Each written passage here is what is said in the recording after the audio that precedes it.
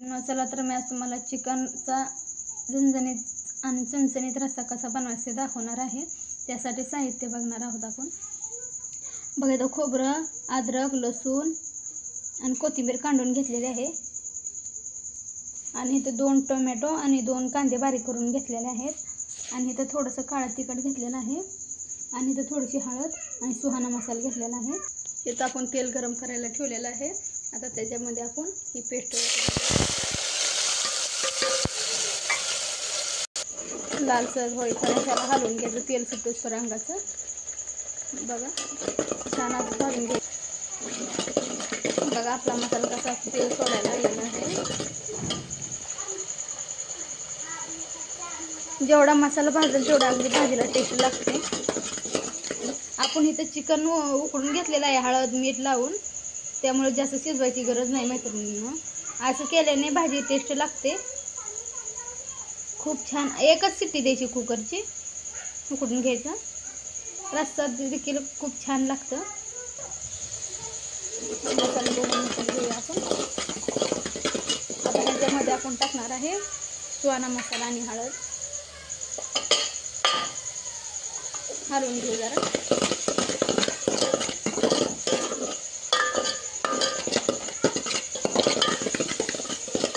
जेवढं आपली खमंग असं भाजेल ना मसाला, तेवढं भाजी चणचणीत लागते। बघा मैत्रिणींनी, तुम्ही बी करून पहा, अगदी तोंडाला पाणी सुटण्यासारखी रेसिपी आहे। आता ह्याच्यामध्ये आपण घालणार आहोत खोबरं काढून घेतलेलं बारीक। जास्त भाजी आपण बनवायची नाही, अंगापुरतं पाणी बनवायची। बघा ह्याच्यामध्ये आपण आता शिजवलेलं पाणी मिठाचं ॲड करून घेऊया।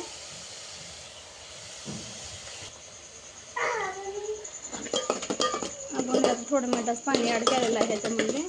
आता हलवून घेऊया। ह्याला सुद्धा आपण तेल सुटूस तर हलवून घ्यायचं।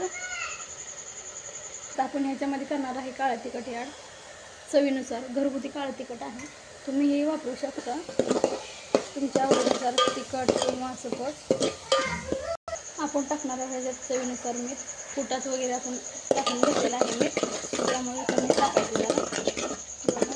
गिरवी आपली किती छान असे झालेले आहे। आपण ह्याच्यामध्ये करणार आहोत कोथिंबीर चिरलेली बारीक ॲड। आता आपण ह्याच्यात करणार आहोत चिकन ॲड।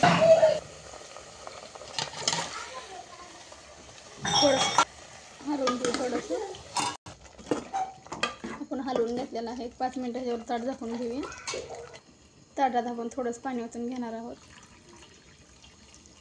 थोडंसं पाणी ॲड करून घेतलेलं आहे। आता 2 मिनिटं आपण झाकण ठेवून घेतलेलं आहे।